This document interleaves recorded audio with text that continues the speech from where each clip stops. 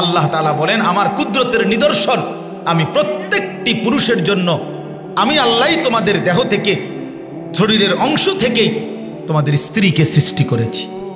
আল্লাহ বলেন প্রথম নারী, একেবারে পৃথিবীর প্রথম নারী আমি পুরুষের থেকে সৃষ্টি করেছি।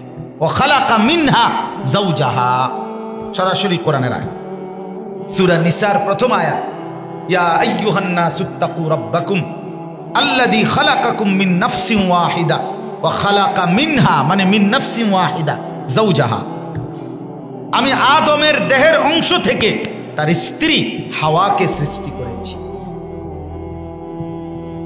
অতএব বন্ধু আমার, নারীর এই আসক্তি ছেড়ে দাও। রাসূলুল্লাহ সাল্লাল্লাহু আলাইহি সাল্লাম বলছেন হালাল স্ত্রী মিলে যাবে, নারী সম্মানিত, তারে তুমি বেইজ্জতি করো না, নারী সম্মানিত। আমার কাছে একটা ছোট্ট, আমি এক লেখার মধ্যে পড়ছিলাম, নারী যখন কন্যা, হ্যাঁ, নারী কন্যা, নারী বোন, এরপরে নারী স্ত্রী, নারী মা, এই চারো অবস্থার ক্ষেত্রে আল্লাহ তাআলা কোরআনুল কারীমে রাসূলুল্লাহ সুন্নাহর মধ্যে অপরিসীম মর্যাদা আল্লাহ এবং তার রাসূল দান করেছেন। কোরআন শরীফে নারীর জন্মকে, কন্যার জন্মকে আল্লাহ বলছে তাবশীর, সুসংবাদ। আল্লাহ পাক মানুষকে ছেলে মেয়ে দান করে এ কথা বলতে গিয়ে প্রথম বলছে কন্যার কথা, ইয়াহাবু লিমান ইয়াশাউ ইনাসান ওয়া ইয়াহাবু লিমান ইয়াশাউ যুকুর। আল্লাহ বলেন আমি যাকে চাই মেয়ে দেই, অতঃপর যাকে চাই ছেলে দেই। হ্যাঁ, কোরআনের আয়াতে প্রথম বলছে কন্যার কথা। কন্যার বাপ নবীজি সাল্লাল্লাহু আলাইহি সাল্লাম বলছে মেয়েটারে আগলায়া রাখো, যত্ন করো, তারে আদর সোহাগে চরিত্রবান বানাইয়া একটা উত্তম স্বামীর হাতে তুলে দিও। রাসূলুল্লাহ সাল্লাল্লাহু আলাইহি সাল্লাম বলছে হে কন্যার বাপ, এমন একটা কন্যা যদি তোমার মিলে যায় আর তুমি যদি তারে একটা উত্তম নারী হিসাবে গড়ে তুলতে পারো, মেয়ে হিসাবে, তা আমি রাসূল ওয়াদা দিলাম তোমারে আমি একসাথে রাইখা এই দুই আঙ্গুল যেমন পাশাপাশি আমার পাশে জান্নাতে থাকতে দেব। অতএব বন্ধু আমার, আল্লাহর বান্দিকে, আল্লাহর সৃষ্টিকে তুমি যদি শুধু কেবল উপভোগের সামগ্রী মনে করো, সেটা ঠিক না। এই জন্য আমি অনুরোধ করছি আমার বাবার, আমার ছেলেরা, নওজোয়ান সাথী, তোমরা নারীর আসক্তি থেকে বাঁচো, নয়তো জীবন সুন্দর হবে না। জিনা ব্যভিচারের আড্ডা থেকে বাঁচো, এটা ভালো। এই জিনা ব্যভিচারের আড্ডা কোরআন শরীফে আছে, আল্লাহ তাআলা বলছেন জিনা ব্যভিচারের ক্ষেত্রে আল্লাহর শাস্তি বড় কঠোর। ইসলামী শরীয়তে 4টি বিষয় আছে, 4টা অপরাধ, যেই অপরাধের মধ্যে 4টি অপরাধের শাস্তি আল্লাহ পৃথিবীর কারো হাতে দেয় নাই। কোনো আদালত, কোনো মানুষ, কোনো বড় থেকে বড় জ্ঞানী, তার হাতে না। আল্লাহ বলছে এই 4টি অপরাধের শাস্তি সরাসরি আমি আল্লাহ নিজে ঘোষণা করলাম। এর মধ্যে একটা হলো এই জিনা ব্যভিচার। আয-যানিয়াতু ওয়াজ-যানি ফাজলিদু কুল্লা ওয়াহিদিম মিনহুমা মিআতা জালদা। আল্লাহ বলছেন জিনাকারী পুরুষ নারী অবিবাহিত তাদেরকে প্রত্যেককে, উভয়কেই 100 বেত্রাঘাত করো, যেন চামড়ায় আঘাত লাগে। অন্য কারো সিদ্ধান্তে হবে না। এই জন্য ভাই, এটা জরুরি বিষয়। কোরআন শরীফে আল্লাহ তাআলার ডাইরেক্ট ওয়াদা। আমি এই কথা শেষ করছি, এই প্রসঙ্গটা আল্লাহ তাআলা সূরা নূরের মধ্যে বলছে, যেই নারী অসৎ চরিত্রের, যেই মেয়ে, আল্লাহ ওয়াদা দিছে, মনে রাখিস কন্যা, তুই যদি তওবা না করো, গুনাহ থেকে ফিরে না আসো, তাহলে খবিস নারী তোর স্বামী মিলবে খবিস। আর পুরুষকেও বলছে, ছেলেকে, যে খবিস ছেলে, মনে রাখো তুমি যদি তওবা না করো, এই অশ্লীলতা, জেনা, বেহুদা, বেপরদেকি, বেহায়াপনার থেকে না ফিরো, নারীর সাথে অসৎ সম্পর্ক থেকে, তো আল্লাহ ওয়াদা দিছে যে খবিস পুরুষ তোর স্ত্রী মিলবে খবিস। এই জন্য ভাই আমি অনুরোধ করলাম, অনেক বয়স্ক বাবা আছে, তারপরেও আমি শুধু তোমাদের কল্যাণের জন্য একটু খোলামেলা বললাম, মনে রাখো, এটা মনে রাখো যে এমনি মানুষের বেডি সাউন্ড, মোবাইলের বেডি দেখুন আর রাস্তার বেডি দেখুন, এটা তো তুমি মনে করছো একটা সাধারণ বিষয়, কিন্তু ঘরের বেটি তুমি যারে বিয়া করবা সে যদি অসৎ হয়, সে যদি 2 নম্বর হয়, সে যদি চরিত্রহীন হয়, সে যদি পরকীয়ায় আসক্ত হয়, সে যদি অন্য বেড়ার দিকে নজর দেয়, তখন বুঝবা দুনিয়াটা কেমন জাহান্নামের টুকরা। তখন বুঝবা দোস্ত, তখন দুকে দুকে মরে যাইবা, দুকে দুকে মরে যাবে। তখন আর ওই কষ্টের আর শেষ নাই যার স্ত্রী অসৎ, যার স্ত্রী দুশ্চরিত্র। এটা খুব সাংঘাতিক বিষয়। এই শেষ কথা হলো, আমার কাছে একটা কিতাব আছে, ইমাম ইবনুল কাইয়িম আল জাওজিয়া রাহমাতুল্লাহর কিতাব আদ-দা ওয়াদ-দাওয়া। এই কিতাবের মধ্যে আমি নিজে স্পষ্ট পড়ছি, 4 মাযহাবের একজন ইমাম ছিলেন ইমাম শাফিঈ রাহমাতুল্লাহি আলাইহি। জানি আমরা ওনার নাম, হানাফি, শাফিঈ, মালিকি, হাম্বলি, এই 4টা মাযহাব না, এই 4 মাযহাবের একজন ইমাম হলেন ইমাম শাফিঈ রাহমাতুল্লাহ। বহুত বড় ইমাম ছিলেন, মুজতাহিদ ছিলেন, মুহাদ্দিস ছিলেন, ফকিহ ছিলেন। ওনার একটা বিখ্যাত উক্তি আছে, ছেলেরা শোনো, মনে রাখো এটা। এই বন্ধু, আমি বললাম আমার শায়েখ আল্লামা মুফতি মুশতাকুন নবী কাসেমি হুজুর আমারে মজার কথাটা বলি, আমার বড় ভাই, প্রথম আমার বড় ভাই বিয়ে করছে যখন, তো এখন আমার বড় ভাইয়ের বউ আমার কি ভাবি। এই হুজুর রে যখন আমি প্রথম বলছি যে হুজুর বড় ভাই বিয়ে করছে, তখন হুজুরে আমার এটা কইছে, এই কথাইটা যে শোনো, এই কথাইটা হইল আজ-জিনা কারজুন। ইমাম শাফি রাহমাতুল্লাহ বলছে আজ-জিনা কারজুন, জিনা ব্যভিচার, নারীর সাথে অসৎ সম্পর্ক, এটা একটা ঋণ, করজ। ঋণ বুঝেন? কথা বলেন না। করজ বুঝেন? এই ঋণ শোধ করতে হয় না, শোধ করতে হয় না? কথা বলেন না কেন? ঋণ শোধ করতে হয় কিনা বলেন? এই ইমাম শাফি রাহমাতুল্লাহ বলছে, যুবক মনে রেখো, জিনা ব্যভিচার একটি করজ, এটা একটা ঋণ, অচিরেই তোমার ঘরের কাউকে না কাউকে দিয়ে সেটা শোধ দিতে হবে, এটা শোধ দিতে হবে। চরিত্রহীন যুবক মনে রেখো, অচিরেই এই ঋণ শোধ দিতে হবে। ইমাম শাফিঈ বলছে, হুজুর আমার এই সেদিন প্রথম বলছিল, মাওলানা আমার বলছিল, আনিস মনে রাখতে হবে এই কথা, ভাবি কে নিয়ে সমাজে অনেক মুখরোচক হাস্যরসের কত কথা বলে, তো তোমার জীবনটা যেন এমন হয় যে বড় ভাই, প্রথম ভাই বিয়ে করছে, তো সমাজের এই অসৎ মুখরোচক কথা, এমন কোনো গুনাহ কোনোভাবেই যেন না হয়। নসিহত করছিলেন শায়েখ, আমি তখন ওনার ছাত্র সরাসরি। এই জন্য বললাম বাপ, এটা মনে রাখতে হবে, এটা তামাশা না, তামাশা না, ক্ষতিগ্রস্ত হবে দুনিয়াতেও আখিরাতেও। কোরআন শরীফে আছে, আল্লাহ তাআলা বলছেন, ওয়াল্লাযীনা লা ইয়াদউনা মা'আল্লাহি ইলাহান আখার ওয়া লা ইয়াকতুলুনা আন-নাফসাল্লাতী হারামাল্লাহু ইল্লা বিল হক ওয়া লা ইয়াজনুন।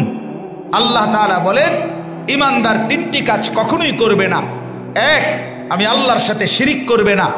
2, অন্যায়ভাবে কাউকে হত্যা করবে না। 3, ওয়ালা ইয়াজনুন, জিনা ব্যভিচার করবে না। আল্লাহর কসম, আল্লাহ বলে, আমান ইয়াফআল যালিকা ইয়ালকা আসামা, যে 3টা করবে সে নিশ্চিত গুনাহগার হবে। ইউদাআফ লাহুল আযাব, আমি আল্লাহ তার শাস্তি দ্বিগুণ দ্বিগুণ, ডবল ডবল, রিডবল করে দেব।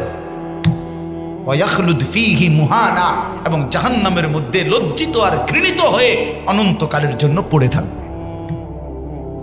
এটা কোরআন শরীফের কোন সূরা? সূরা ফুরকান। ওয়া ইবাদুর রহমানের আলোচনা যেখানে এখানে আছে। 3টা কথা বলছি। 1 নাম্বার, জিনা করলে সে পাপী, আল্লাহ বলছে। 2, তার শাস্তি ডবল। 3, জাহান্নামে অনন্তকাল পড়ে থাকবে বেইজ্জতি হয়ে।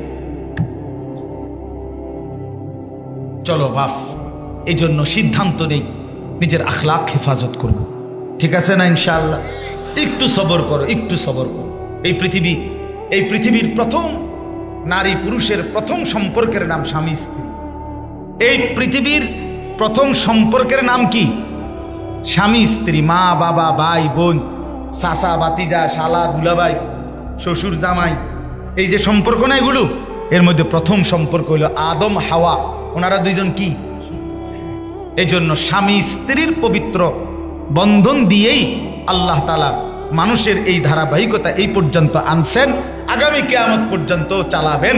অতএব ওয়াবাসসা মিনহুমা রিজালান কাসীরান ওয়া নিসা, আল্লাহ বলেন স্বামী স্ত্রী আদম হাওয়ার মাধ্যমেই আমি এই পৃথিবীতে অগণিত পুরুষ এবং নারী ছড়িয়ে দিয়েছি। অতএব নারী পুরুষের এই সম্পর্ক আল্লাহ প্রদত্ত, এটা থাকবেই, সেটা যেন হালাল হয়, বৈধ হয়, তাহলেই দুনিয়াতেও কামিয়াব, আখিরাতেও কামিয়াব। যার স্ত্রী চরিত্রবান, যার স্ত্রী পবিত্র, যে স্বামী স্ত্রী পবিত্র বন্ধন, একজন আরেকজন দ্বীনের কাজে সহযোগী, একজন আরেকজনকে নেক কাজের সহযোগী। আল্লাহর কসম বাপ, কোরআন শরীফে আছে, হাসরের ময়দানে আল্লাহ এই স্বামী স্ত্রীকে বলবে, নেককার চরিত্রবান ঈমান আমলওয়ালা জামাই বউরে আল্লাহ ডাক দিয়ে বলবে, উদখুলুল জান্নাতা আনতুম ওয়া আজওয়াজুকুম তুহবারুন। আল্লাহ বলবে, হে পুরুষেরা, তোমরা তোমাদের স্ত্রীদেরকে সাথে নিয়ে হাসতে হাসতে গলাগলি করে হাত ধরাধরি করে জান্নাতে ঢোকো। উদখুলুল জান্নাতা আনতুম আজওয়াজুকুম, স্ত্রীকে নিয়ে ঢোকো, স্ত্রীকে ঢুকে 70,000 হুর দেখবে এক পাশে, 70,000 হুরের সৌন্দর্য আর তোমার বউয়ের সৌন্দর্য এর চাইতে কোটি কোটি কোটি কোটি গুণ বেশি হবে। তোমার দুনিয়ার বউ যদি এবারে লগে রাখতে আরো শুধু, আর যদি এবারে বাজারে ছাড়িয়ে দাও, হ্যাঁ সে 8 টাকা পেতাম, বাজারে শেষ, এবারে পাউডার ডলতে ডলতে শেষ। হ্যাঁ, পাউডারই ডললে এবারে সময় যায়। এ ফেয়ারের লাভলি ডলে আর ধোয়, নিজেই লাগায়, নিজেই আবার ঘন্টাখানিক পরে পানি দিয়ে ধুইয়া লাগে। এরকম বেকুবার আসেনি, মানে নিজেই তো এটা তুমি বুঝো যে এটা ক্ষণস্থায়ী, এটার কোনো স্থায়িত্ব নাই, এটার কোনো স্থায়িত্ব নাই।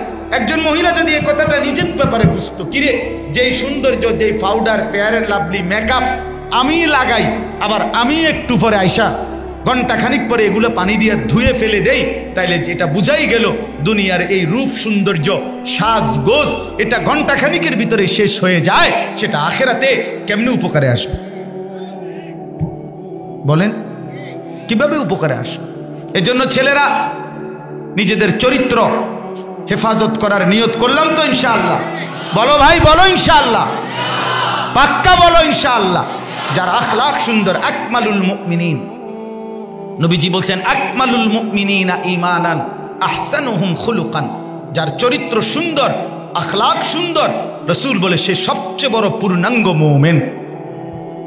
মুমিন রাসূলুল্লাহ সাল্লাল্লাহু আলাইহি সাল্লাম বলেন, কিয়ামতের দিন হাসরের ময়দানে মিজানের পাল্লায় উত্তম চরিত্রের চাইতে ভারী কোনো জিনিসের ওজন হবে না, সবচেয়ে বেশি ওজন হবে মা মিন শাইইন আথকাল, সবচেয়ে ভারী হবে হুসনে খুলক, উত্তম চরিত্র। আল্লাহ আমাকেই দান করেন, আল্লাহ আমাদের সবাইকে দান করেন।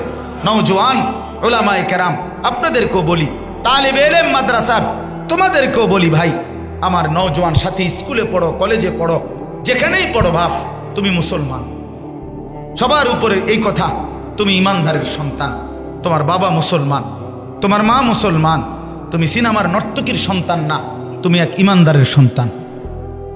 তুমি সিনেমার গায়িকার সন্তান নয়, তুমি এক নামাজি মুত্তাকি মায়ের সন্তান, যে মা তোমার 9 মাস গর্ভে লালন করেছে, 2 মাস বুকের পবিত্র দুধ পান করাইছে।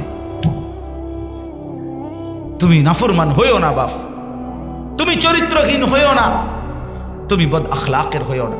এই মোবাইল আমাদের জিন্দগি শেষ করে দিছে, এই মোবাইল আমাদের জীবন শেষ করে দিছে, এই মোবাইল আমাদের হাজারো ছেলের রাত দিন ঘুম জিন্দগি হারাম করে দিছে। জীবনের কোনো সৌন্দর্য নাই এখন আর। ছেলে পেলেরা পড়তেও চায় না, বসতেও চায় না, শুনতেও চায় না, কোনো মানুষের সংস্পর্শে থাকতে চায় না, নিজে একাকী একাকী, শুধু একাকিত্ব পছন্দ করে। কেন? মোবাইল। মানুষের সাথে মিশলে, কোথাও গেলে, বেশি উঠা বসা করলে, কোনো দিনদার আলেম ওলামার সাথে চললে ফিরলে মোবাইল ব্যবহারে কম হয়ে যাবে। এই জন্য আমি অনুরোধ করছি, ছেলেরা আমার, নিজের আখলাক নষ্ট করো না। 5 ওয়াক্ত নামাজ পড়ো ভাই, ফজরের নামাজ পড়ার চেষ্টা করো। ফজরের নামাজ, ফজরের, আমার সমস্ত বাবাদেরকে বলি, আজ যুদ্ধ করা দরকার ফজরের নামাজের জন্য। সময়ের দাবি এটা, বিশ্বাস করেন। কোরআন সুন্নাহর দ্বারা এটা গভীরভাবে প্রমাণিত একটা সত্য কথা হলো, ফজরের নামাজের মুসল্লি না হইলে তার দ্বারা হকের বিজয় হবে না। ফজরের মুসল্লি যারা হক বিজয়ী করবে তারা, ফজরের মুসল্লি যারা মাহাদির পক্ষে লড়বে তারা, ফজরের মুসল্লি যারা দাজ্জালের বিরুদ্ধে লড়বে তারা, ফজরের মুসল্লি যারা মোমেন তারা, ফজরের মুসল্লি নয় যারা মুনাফিক তারা। আল্লাহর কসম মুনাফিক। রাসূল বলছে, আমার শায়েখ আল্লামা মুফতি মুশতাকুন নবী সাহেব বলে, মোমেন ফজর ছাড়তেই পারে না, মুনাফিক ফজর পড়তেই পারে না। মোমেন কি করতে পারে না? মুনাফিক কি করতে পারে না? ফজর পড়তেই। রাসূলুল্লাহ সাল্লাল্লাহু আলাইহি ওয়াসাল্লাম বলেছেন, যারা মুনাফিক দুইটা নামাজ পড়া তাদের জন্য কঠিন, একটা এশার নামাজ আর একটা ফজরের নামাজ। রাসূলুল্লাহ সাল্লাল্লাহু আলাইহি ওয়াসাল্লাম বলছেন, যে ফজরের নামাজ পড়ে না সে খবিস, খবিস আসলান, অলস। নবীজি বলছে সে এমন লোক যে ফজর পড়ে না, বালা শাইতানু ফি উযুনাইহি, তার দুই কানে শয়তান মুত্তা দেয়। শয়তান মুতে তোর কানে বেটা, শয়তান মুতে দুই কানে। মনে রাখবেন, রাসূলুল্লাহ সাল্লাল্লাহু আলাইহি সাল্লাম কবরের একটা আযাবের কথা বলতে গিয়ে আমি নিজে হাদিসে পড়ছি, আল্লাহর নবী বলেছেন নাফরমানের কবরে একজন ফেরেশতা আসবে, আয়েশা ইউদরাবু লাহু বিমিতরাকাতিন মিন হাদিদ। ওই ফেরেশতা তাকে লোহার গুর্জ, লোহার বড় হাতুড়ি দিয়া এত জোরে একটা আঘাত করবে, দরবাতান বাইনা উযুনাইহি। এই শব্দটা নবীজি বলেন ওই ফেরেশতা লোহার হাতুড়ি দিয়ে নাফরমানের কবরে তার দুই কানের মাঝ বরাবর আঘাত করবে, বাইনা উযুনাইহি ফায়াসিহু সাইহাতান।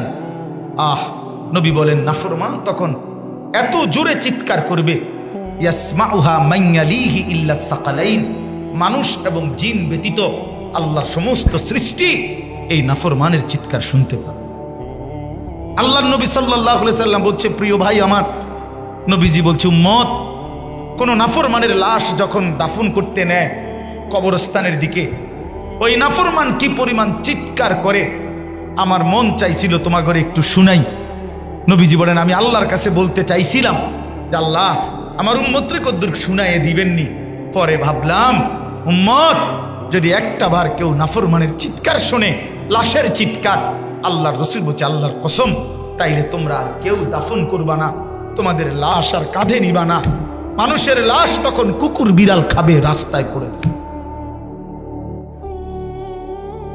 প্রিয় ভাই আমার, জানেন এটা হাদিস, এটা আল্লাহর নবী সাল্লাল্লাহু আলাইহি সাল্লাম বলেন, কোন নাফরমানকে যখন কবরের দিকে নিয়ে যায়, লাশ যখন কাঁধে নেয়, আল্লাহর কসম নবী বলেন ওই নাফরমান তখন বারবার চিৎকার বলে, ইয়া ওয়াইলাহা আইনা তাযহাবুন, হায় আফসোস আমার মন্দ কপাল, এই তোমরা আমারে কই নিয়ে যাচ্ছ?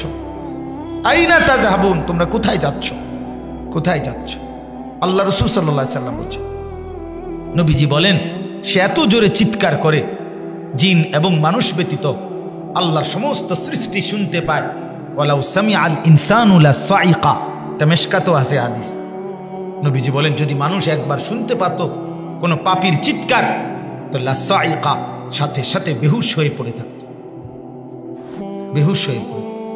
কোরআন শরীফে আছে বাপ 4টা আয়াতের মধ্যে আল্লাহ তাআলা বলছেন নাফরমানের মৃত্যু যন্ত্রণা হবে বড় কঠিন। কাল্লা ইযা বালাগাতিত তারাকি ফালাউলা ইযা বালাগাতিল হুলকুম ওয়ালাউ তারা ইযিয যালিমুনা ফি গামারাতিল মাউত আখরিজু আনফুসাকুম আল ইয়াওমা তুজজাউনা আযাবাল হুন। এই সব আয়াতের মধ্যে মৃত্যুর যন্ত্রণার কথা আছে, মৃত্যুর যন্ত্রণা।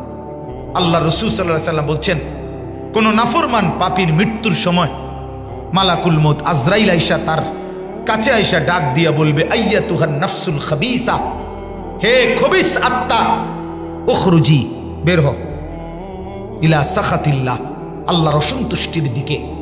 রাসূলুল্লাহ সাল্লাল্লাহু আলাইহি সাল্লাম বলেন নাফরমানের রূহ তখন বের হতে চাইবে না। এই বাপ তোমরা যারা নামাজ পড়ো না, বাপ আমার, বন্ধু আমার, আমি যদি আর কোনোদিন আসতেও না পারি, একবারই বললাম আমি এক অস্থির মানুষ, যে আসলে কোনো বক্তাই না, বক্তার জাতও না, আমি এক ফেরিওয়ালার মতো চিৎকার করি সারাক্ষণ। ঘরওয়ালারা আমারে বলে আমি মেহমান, ঘরে মাঝে মধ্যে ঘরেওয়ালারা কখনো আমারে দাওয়াত দিলে আমি খাই, মাঝে মধ্যে 15 দিনে 20 দিনে আমার বাসাওয়ালা আমারে কখনো বলে যে আজকে একটা বেলা আমগো ঘরে দাওয়াত খান।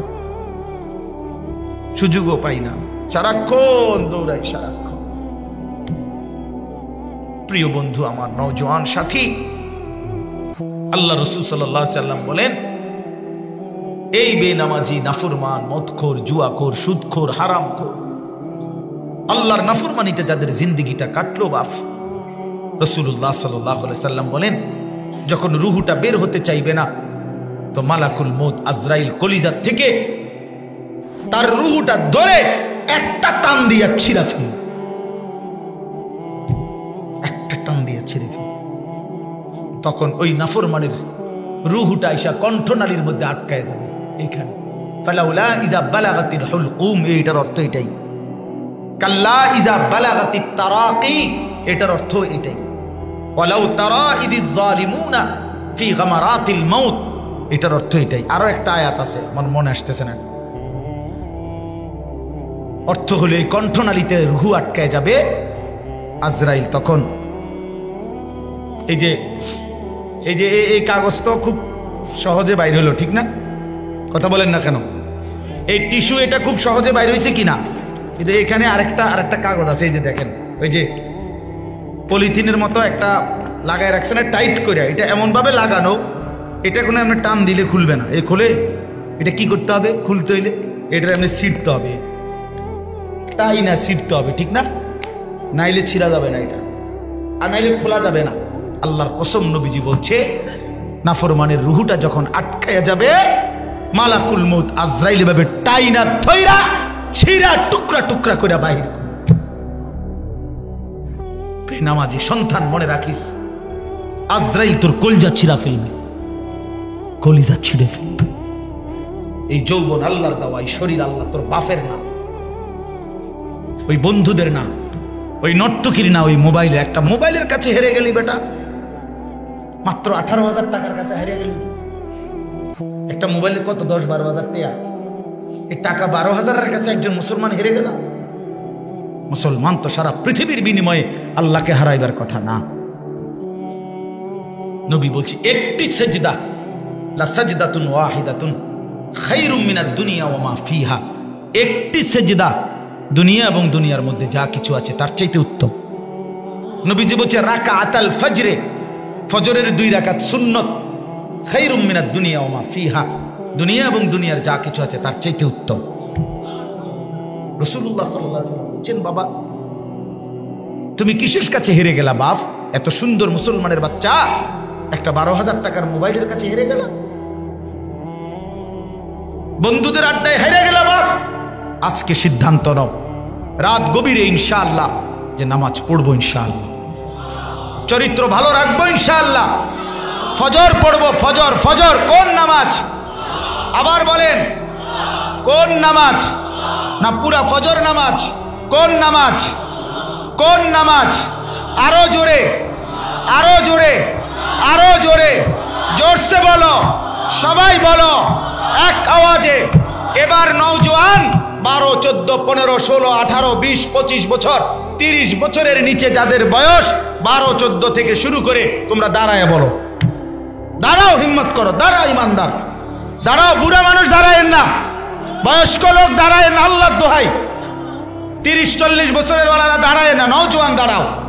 দেখেন হুজুর কি পরিমাণ ছেলে আমাদের। ইনশাআল্লাহ তোমরা ইনশাআল্লাহ সেজদা দিলে ইমানদারের বিজয় হবে। তোমরা যুবক নামাজ পড়লে ফিলিস্তিনে ইমানের পতাকা উড়বে। তোমরা আল্লাহকে ডাকলে ইসরায়েলের কুত্তারা হেরে যাবে ইনশাআল্লাহ। মুমিনের বিজয় হবে ইনশাআল্লাহ, কালেমার বিজয় হবে ইনশাআল্লাহ, ইসলামের বিজয় হবে ইনশাআল্লাহ। বলো ইনশাআল্লাহ ফজর পড়বো, বলো ইনশাআল্লাহ। না কোন নামাজ? বলো, আবার বলো, আবার বলো। বসো, আল্লাহ তোমাদেরকে তৌফিক দান করে। আমি এই কয়েকদিন আগে আমি সন্দ্বীপ গেছিলাম, চট্টগ্রাম। সন্দ্বীপে 4টা ছেলে, কলেজের ছেলে বেটা, ফজরের নামাজ পড়ে তারা নিয়মিত তো ফজর পরে তারা সাগর পারে হাঁটে। তো তারা 4টা ছেলে, 3-4টা ছেলে, তারা একদিন গত বছর অক্টোবর মাসে বলতেছে, হুজুর আমরা নিজেদের মধ্যে মশওয়ারা করলাম যে আমরা যেহেতু ফজর পরেই হাঁটি, এই না হাইটা আমরা ফজরের আগে পরে মিলাইয়া আমাদের কাছাকাছি বন্ধুদেরকে উঠাই ফজরের জন্য। ফজর ক্যাম্পেইন তারা নাম দিছে যে ফজরের জন্য গণসংযোগ, ফজরের জন্য। গত বছর অক্টোবর থেকে এই 3-4টা ছেলে শুরু করে এই বছর এই 19শে নভেম্বর আমার মাহফিল ছিল সন্দ্বীপ। তো রাত্রে যেখানে মাহফিল ছিল এই প্যান্ডেল মনে করেন, এই রকম প্যান্ডেলে তারা ওই ছেলেরা মাহফিল দিছে ফজরবাদ। আমি বয়ান করব, এইটা ফজর ক্যাম্পেইন লেখা আলাদা ব্যানার। ফজরের নামাজ পড়ে আমি মসজিদে, আমি বললাম কই আপনাগো ছেলে?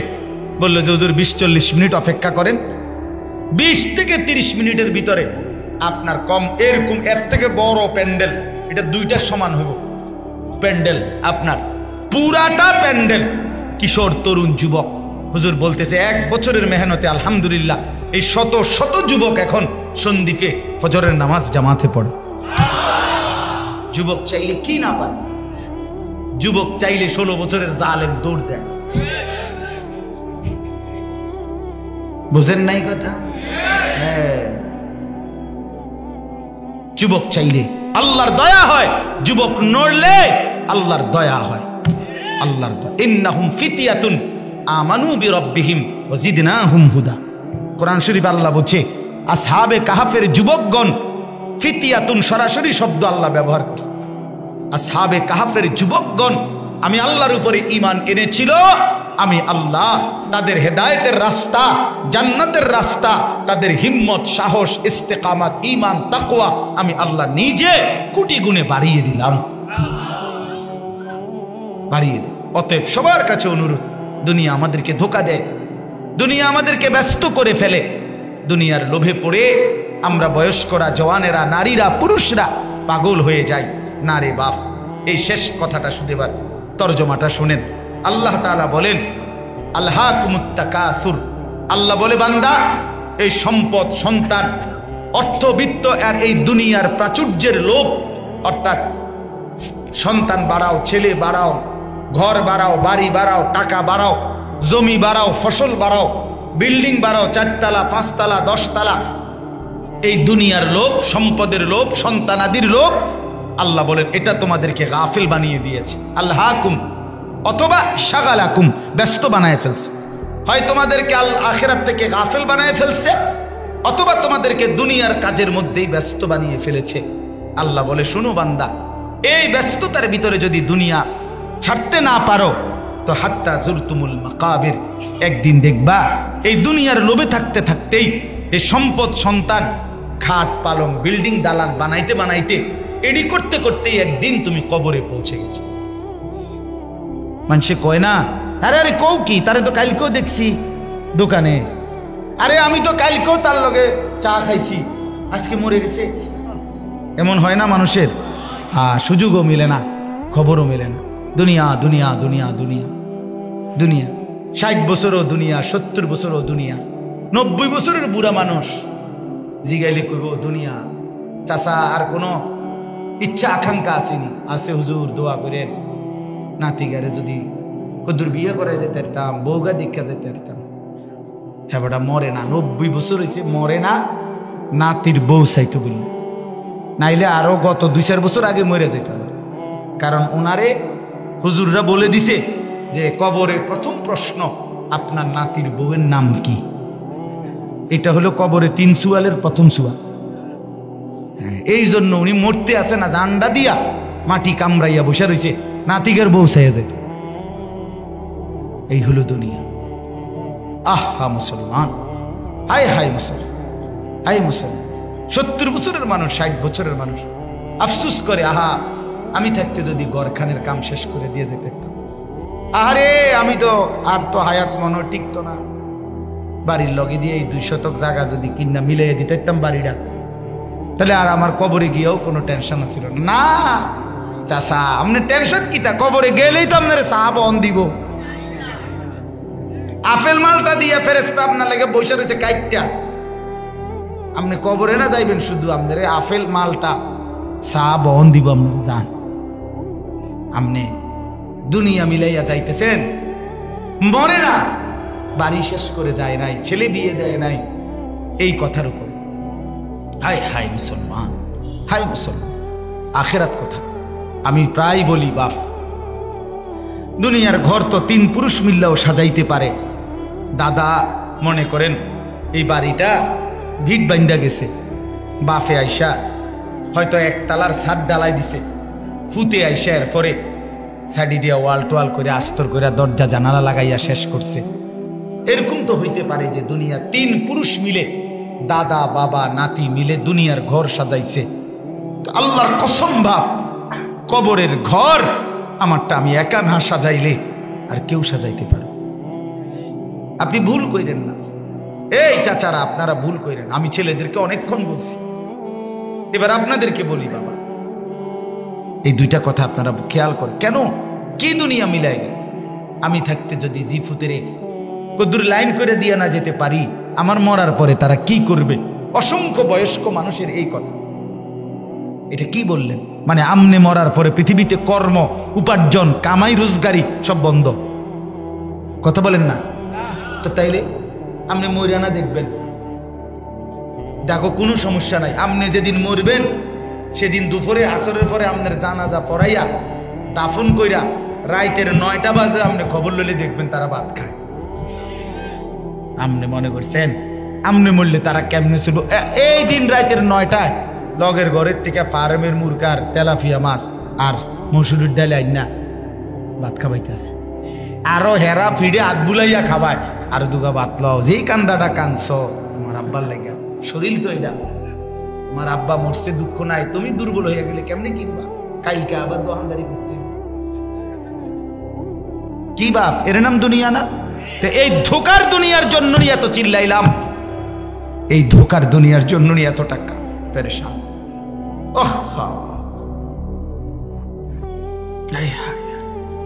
একটা ছেলে নামাজ পড়ে না, একটা মেয়ে পর্দা করে না, ঘরে প্রতিদিন রঙিন টেলিভিশন চলে, কেউ ফজরের নামাজ পড়ে না, হারাম রোজগার করতেছে, সবার হাতে হাতে মোবাইল, রাত ভোর উলঙ্গ ছবি দেখে, এই লইয়ানি কবরে যাইতেছেন। চাচা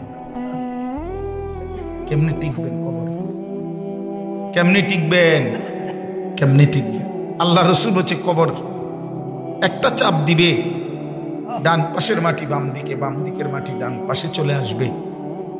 নবী বলছে উম্মত হাত্তা তাখতালিফা আদলাউহু, ডান পাশের পাজরের হাড্ডি বাম পাশের হাড্ডিতে এইভাবে 2 আঙ্গুল দেখাই মিয়া, এই যে এই আঙ্গুল যেভাবে ঢোকে, এইভাবে ডান পাশের হাড্ডি বাম পাশে এইভাবে ঢুকেছে।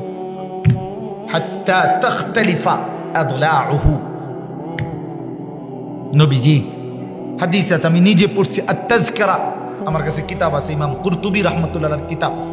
নবীজি কবরের দিকে তাকাইয়া সাহাবীর জানাজা পড়তে গেছে, খালি কবরের দিকে তাকাইয়া অঝরে কাঁদছে, সাহাবীরাও কাঁদছে, অনেকক্ষণ কাঁদা নবীজি কবরের দিকে তাকাইয়া সাহাবীগরে বলছে, ইয়া ইখওয়ানি লিমিসলি হাদা ফাআইদ্দু, আমার সাথীরা এই কবরের জন্য তোমরাও রেডি হও, তোমরাও প্রস্তুতি নাও, আইদ্দু, তোমরাও প্রস্তুতি। আমার জ্যাঠা কিছুদিন আগে মারা গেছে, বিশ্বাস করেন, ঠিক 1 সপ্তাহ আগে আমি জ্যাঠারে দেখে আসছি, জ্যাঠার হাতে টাকা টুকা দিয়ে আসছি। 1 সপ্তাহের মাথায় জ্যাঠা আবার মারা গেছে, আমারে খবর দিছে, আমি জ্যাঠার জানাজা পড়াইছি, আমার আপন বড় জ্যাঠা। তো জানাজার আগে জ্যাঠার কবরে আমি খালি কবরের দিকে অনেকক্ষণ বইয়া বইয়া তাকাইছি, এমন কান্না আইছে খালি কবর দেখে। আর আমার এমনি, আমি আমার কথা বলতেছি, আমার কাছে মনে হইছে আমার জ্যাঠার কবরের দিকে তাকাইয়া থাকার পরে কবর যেন আমারে বলতেছে, আনিস আমি এখান থেকে একটু মাটি তোর জ্যাঠারে বানাইবার লাগা দিছিলাম, আজ আমার মাটি আমার কাছেই ফেরত নিলাম। মিনহা খালাকনাকুম ওয়া ফিহা নুঈদ, কবরের মাটি আমাদের যেমন। কবর চিৎকার দিয়ে বলে আনা বাইতুদ দুধ, প্রতিদিন কবর বলে, এ দুনিয়াবাসী আমি পোকামাকড়ের ঘর। আনা বাইতুল ওয়াহদা, আমি একাকিত্বের ঘর, আনা বাইতুল গুরবা, আমি অপরিচিত ঘর। দুনিয়ায় বন্ধু অন্যের বাড়িতে গেলেও দরজা জানালা রুমের সেটিং দেখা বোঝা যায় কোনটা কোন রুম। প্লাস্টিকের দরজা এটি দেখলে বোঝা যায় এটা বাথরুম, ঠিক না? এটা বোঝা যায়। রান্নাঘর দেখলেই বোঝা যায় এটা কিচেন রুম। অর্থাৎ নিজের ঘর না হলেও অন্যের ঘরে মোটামুটি আন্দাজ করা যায়। সোফা দেখলে বোঝা যায় এটা সামনের রুম। কিন্তু আল্লাহ রসুল বলেন কবর নিজে ডাক দিয়ে বলে, বান্দা আমার মাঝে আয়সা দেখবা আমি একদম অপরিচিত ঘর, তোমার দেখা পৃথিবীর কোনো ঘরের সাথে এই ঘরের কোনো মিল নাই। হাত্তা যুরতুমুল মাকাবির, আল্লাহ বলছে বান্দা একদিন তুমি কবরেই পৌঁছে যাবা। তুমি চাইলেও কবরে যাইতে হবে, না চাইলেও। প্রিয় বন্ধু আমার, রাত অনেক হয়েছে, আমি আর দেরি করতে চাই না। দোস্ত আমার, বন্ধু আমার, আল্লাহ বলছে, আল্লাহ যেন ডাক দিয়ে বলে, বান্দা তুমি বিশ্বাস করো আমি তোমার এখানে রাখবো না, চাইলেও না, না চাইলেও। সুখে থাকলেও মরে যাবা, দুঃখে থাকলেও মরে যাবা। রাজপ্রাসাদের অট্টালিকাতে যে সেও মরে যাবা, কুড়ে ঘরের জীর্ণ কুঠিরে যে সেও মরে যাবা। জীবনে যে কোনোদিন কাঁদো নাই সেও মরে যাবা। জীবনে যে কোনোদিন সুখ পাও নাই, হাসো নাই, তুমিও মরে যাই। কি বাপ, ঠিক না? আল্লাহ তাকাসুর, আল্লাহ বলে দুনিয়ার লোভ, সম্পদের লোভ, অর্থ প্রাচুর্য, এই লোভ এগুলো তোমাদেরকে আল্লাহ ভুলাই দিল, আখিরাত ভুলাই দিল, গাফেল বানিয়ে দিল। একটা সময় তো তোমরা কবরেই পৌঁছে যাবা। এরপরে আল্লাহ বলেন, কাল্লা সাউফা তা'লামুন, সাবধান বান্দা শোনো, কবরে আসলেই অচিরেই তুমি জানতে পারবা কবরের আযাব কত ভয়ানক। সুম্মা কাল্লা সাউফা তা'লামুন, হযরত আব্দুল্লাহ ইবনে আব্বাসের তাফসীর আমি নিজে পড়ছি তাফসীরে কুরতুবীতে।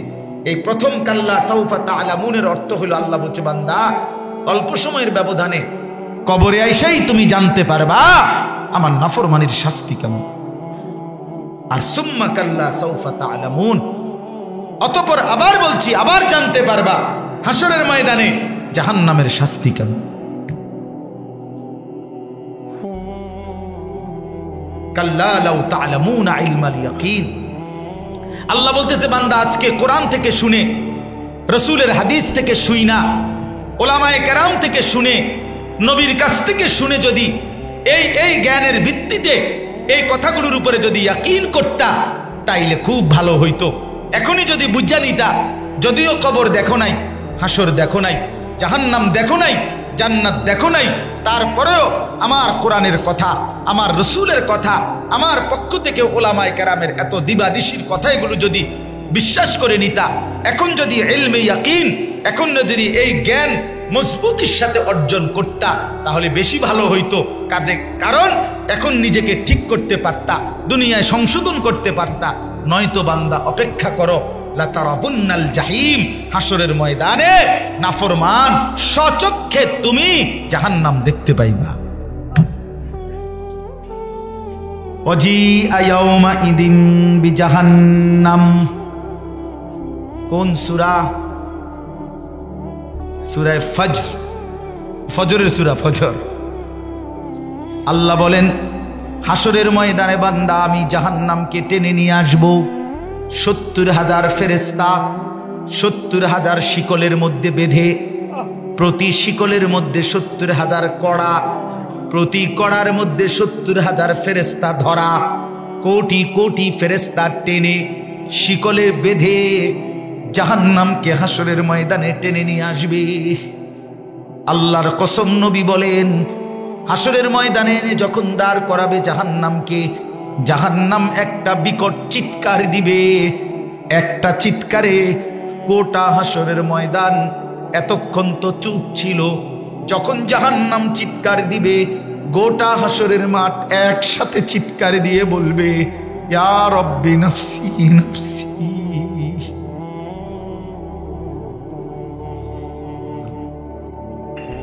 আমার এই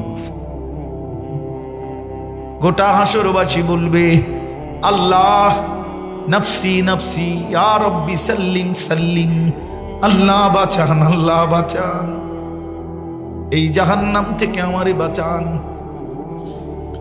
ইয়াবদ্দুল মুজরিমু লাউ ইয়াফতাদি মিন আযাবি ইয়াউমিদিন বিবানিহি ওয়া সাহিবাতিহি ওয়া আখিহি ওয়া ফাসিলাতিহি আল্লাতী তু'বিহি ওয়া মান ফিল আরদি জামিআ সুম্মা ইউনজিহি। আল্লাহ বলে নাফরমান হাসরের ময়দানে বলবে, আল্লাহ আমার ছেলে মেয়েদেরকে জাহান্নামে ফেলে দেন, আমার স্ত্রীকে জাহান্নামে ফেলে দেন, আমার ভাই বোনদেরকে জাহান্নামে ফেলে দেন, আমার মহল্লার লোকদেরকে জাহান্নামে ফেলে দেন, পৃথিবীর সব মানুষকে জাহান্নাম দিয়ে দেন। সুম্মা ইউনজি, বিনিময়ে আমারে শুধু বাঁচায়া দেন আমারে। আল্লাহ বলবেন কাল্লা, না বান্দা কখনোই না। ইন্নাহা লাযা, এটা জাহান্নামের লেলিহান আগুন। নাযাআতাল লিশশাওয়া, আল্লাহ বলে জাহান্নামে ফেলবে না ফরমান, প্রথম মিনিটেই তোর শরীরের গোশত চামড়া একটা সেকেন্ডেই ভুনা বানায় ফেলবে, ভুনা কাবাব বানায় ফেলবে। শাওয়া মানে মাশউই, কাবাব ভুনা, ফ্রাই করে ফেলবে, ভুনা বানায় ফেলবে। প্রিয় বন্ধু আমার, ছেলেরা আমার, এগুলো বক্তার কথা না, আল্লাহর কথা। ভালো হয়ে সুন্দর হও, আখলাক ভালো। লাতারাবুন্নাল জাহিম, আল্লাহ বলে জাহান্নাম অবশ্যই দেখবা। ওই যে বললাম জাহান্নামকে আনবে। ইয়াউমা ইদিন ইয়াতাযাক্কারুল ইনসান, আল্লাহ বলে প্রতিটা মানুষ তার পুরা জিন্দেগির কথা মনে পড়বে। 60 বছর, 40 বছর, 30 বছর, 50 বছর পুরা মনে পড়বে। ওয়া আন্না লাহুদ যিকরা, কিন্তু বান্দা বলো না, আল্লাহ বলে বান্দা সেদিন আখিরাতে হাসরের ময়দানে মনে পড়ে কি লাভ হবে। সুম্মা লাতারাবুন্নাহা আইনাল ইয়াকিন, তখন জাহান্নামকে সচক্ষে দেখে, চোখে দেখে যেই নিশ্চিত জ্ঞান হয় সেটাই তোমার হবে। হবে অর্থাৎ সরাসরি চোখে দেখলে আর তো অস্বীকার করার কিছু নাই। আছে কি? এটা যে টিস্যু বক্স, এটা দেখতেছেন? হ্যাঁ না, এটা পানির গ্লাস, এটা পানির গ্লাস। কি এটা ইয়াকিন তো? কথা বলেন না কেন? এই আইনুল ইয়াকিন, চোখে দেখে নিশ্চিত। আল্লাহ বলেন আজ যদি আমার কোরআন, আমার সুন্নাহ, আমার ওলামাদের কথা শুনে বিশ্বাস করতা, সেদিন দুনিয়ায় ভালো হইতো। ভালো তো হইতো, পাত্তা তো দিলা না। আজ তো জাহান্নাম দেখে নিশ্চিত, চোখে দেখে নিশ্চিত, আইনুল ইয়াকিন হবে। এগুলোর আরো অনেক ব্যাখ্যা আছে, আমি শুধু স্বাভাবিকটা বললাম আর কি আপনাদেরকে। আমরা যখন তালেবে ইলম মাদ্রাসায় যখন পড়ায়, তখন আরো অনেক কিছু ইলমুল ইয়াকিন, হাক্কুল ইয়াকিন, আইনুল ইয়াকিন, এগুলো অনেক কিছু পড়ায়। আপনাদের জন্য স্বাভাবিকটা বললাম। এই সর্বশেষ কথা হইল, প্রিয় বন্ধু আমার, শেষ কথাটা শুনেন। সুম্মা লাতুসআলুন্না ইয়াউমাইদিন আনিন নাঈম, আল্লাহ বলেন অতঃপর আমি আল্লাহ অবশ্যই অবশ্যই সেদিন হাসরের ময়দানে আমার দেওয়া তোমার হায়াতে বিন্দু বিসর্গ, এক জাররা পরিমাণ যতগুলো নিয়ামত দিয়েছি, প্রতিটা নিয়ামত আমি আল্লাহ কি হক আদায় করছো, আমার শুকর কি আদায় করছো, আমি একটা একটা করে ধরে ধরে জিজ্ঞেস করব। আহসাহুল্লাহু ওয়া নাসু, আল্লাহ বলেন আমি গুনে রেখেছি, তুমি ভুলে গেছো, তুমি ভুলে গেছো, আমি গুনে রাখছি। লা ইউগাদিরু সাগীরাতান ওয়ালা কাবীরাতান ইল্লা আহসাহা, ছোট কিংবা বড় সব কিছু কিতাবে লেখা হয়েছে, আমল নামাতে। ফামান ইয়ামাল মিসকালা যাররাতিন খায়রান ইয়ারাহ ওয়া মান ইয়ামাল মিসকালা যাররাতিন শাররান ইয়ারাহ, এক বিন্দু ভালোটাও দেখতে পাবা, এক বিন্দু মন্দটাও দেখতে পাবা। আল্লাহ বলেন আমি জিজ্ঞেস করব, জিজ্ঞেস করব, জিজ্ঞেস করব। কি করবে? কি করবে আল্লাহ? সবাই বলেন কি করবে মাওলা? ফাওয়ারাব্বিকা লানাসআলান্নাহুম আজমাইন।